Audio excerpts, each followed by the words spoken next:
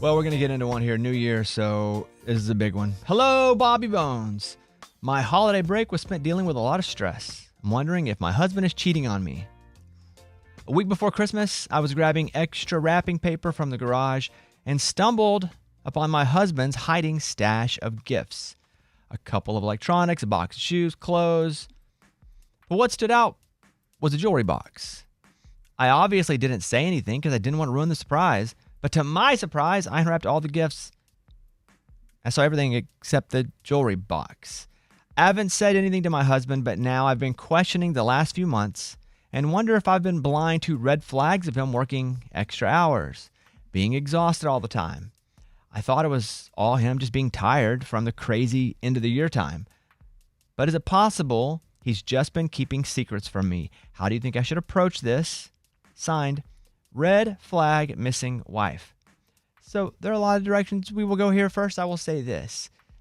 That sucks. I'm sorry that happened. But if that's the only red flag-ish thing that you've noticed so far, then you're probably okay. I think humans and you guys, with your intuition, you kind of see a few things and you know, like your gut lets you know. If that's the only thing, I'm going to lead toward just figuring out where that jewelry went before I'm going to go, he's for sure cheating. So if there are other red flags you skipped over now that you look back and you go, oh, the exhausted and work thing, I don't know that that's really. They say that's I know, kind but of I've been an exhausted. But during Christmas, I'm exhausted. I'm exhausted all the time. True. So, because that is common with this time. Yeah.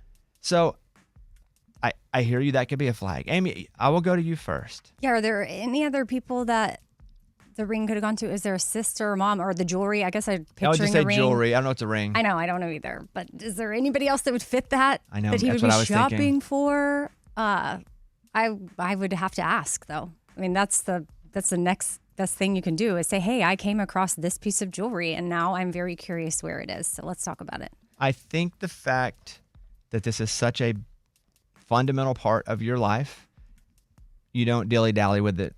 You just have to go, hey, look, I found all the gifts beforehand. I don't want to say anything because I want to run Christmas. There was a jewelry box and I don't know what that was for. And now I'm feeling kind of weird about it. You just say that. I'm big on not putting people on their heels with accusations and making them feel defensive because they will react in ways that aren't even honest to themselves if people are reacting.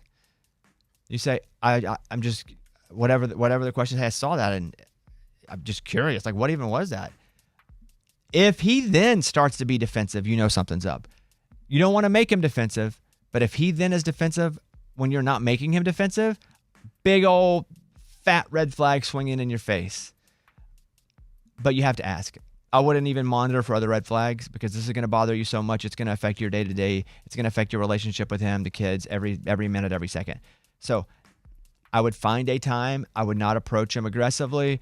I would bring it up in a comfortable setting when nobody else is around and be like, hey, I got to admit something. Even almost like you're like confessing to something.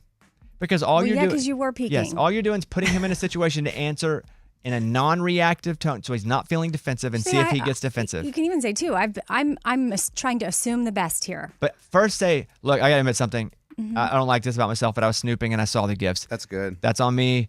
So I loved everything you got me. I shouldn't have done it. I didn't want to ruin the surprise.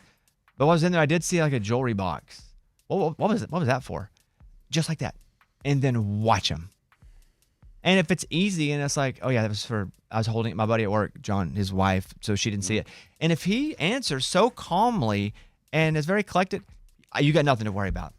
Really, you'll be able to judge on, boom, right, exactly how his face does right then.